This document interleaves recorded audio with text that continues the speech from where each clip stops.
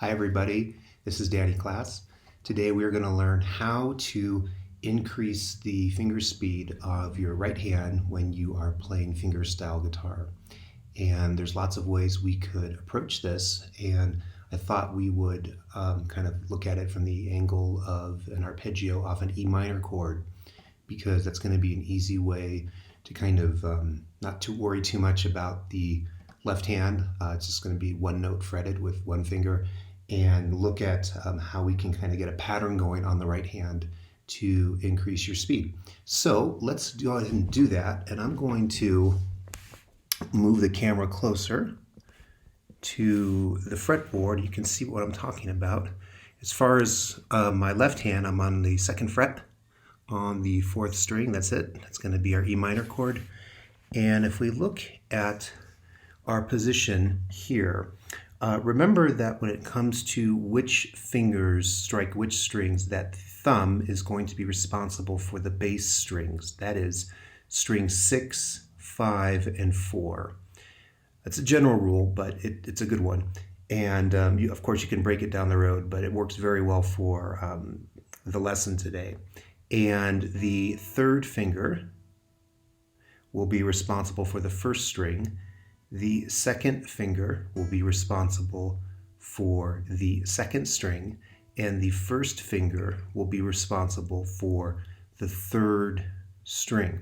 The pinky's not going to do anything, and just as long as you remember, and of course I'll show you, this picking pattern, you'll see that this will be quite useful. So if we start with the chord thumb, and then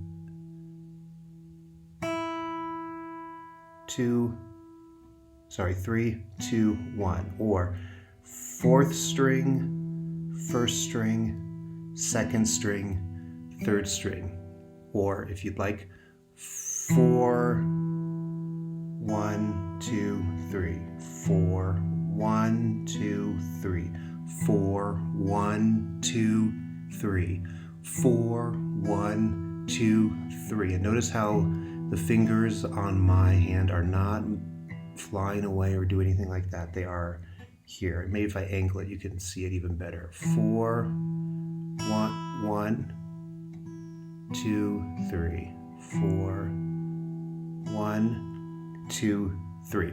So that's the pattern. So to get the speed up on this, what I would suggest is just, especially if you're new to this, start slow. There's not a race, just kind of get a feel for it. It really is about feel, literally, but also metaphorically.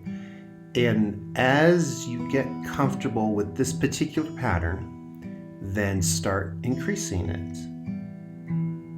As long as the notes are even. That's the key. You don't want to be jerky. You don't want that. For this particular exercise, you want the notes to be ringing in a kind of even way, and then once you start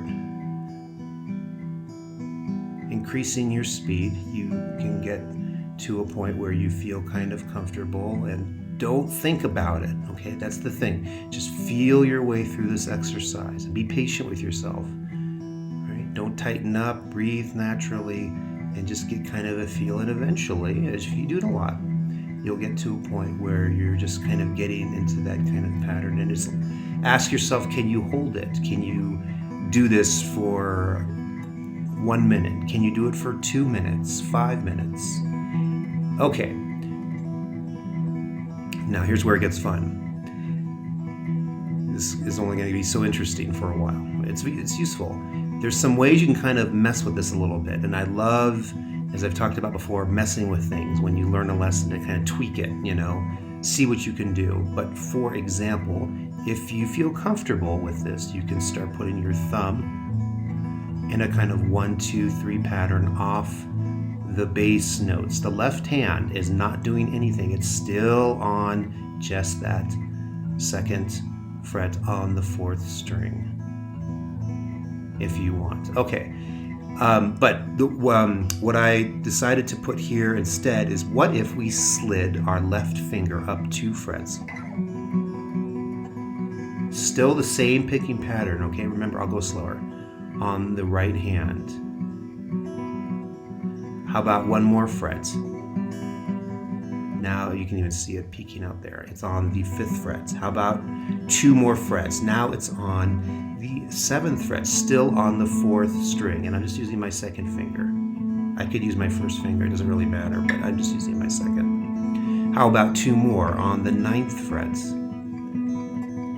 How about 1 more on the 10th fret? I mean, wow, you can really hear the energy here, can't we? Like it just wants to keep going up. It's, you know, if you go 2 more, we're getting closer to the octave.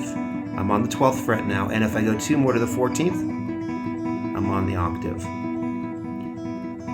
Remember, the octave is simply another name for when you just add 12. So going off the original fret on number 2, add 12 to that, 14. Okay, so that's meant to kind of make it a little more interesting, and I put those particular patterns in the description along with a lesson plan on how to approach this. There's lots of ways you could learn to increase your right hand speed, and by right hand speed we also mean, well, it doesn't have to necessarily be these kind of, you know, trilly kind of arpeggios, but I think this is a good way and it's a fun way, and you can get a lot of music out of it because you can go backwards, you know. Oh, here we go. Back up. You know, slide it. I love sliding. Right. Especially here. And then once you get comfortable with that, then you can start thinking about adding in other chords and different strings. So hopefully you found that useful. Remember to practice it every day in order to kind of get a feel for that, and I will see you next time. Take care, stay well, and goodbye.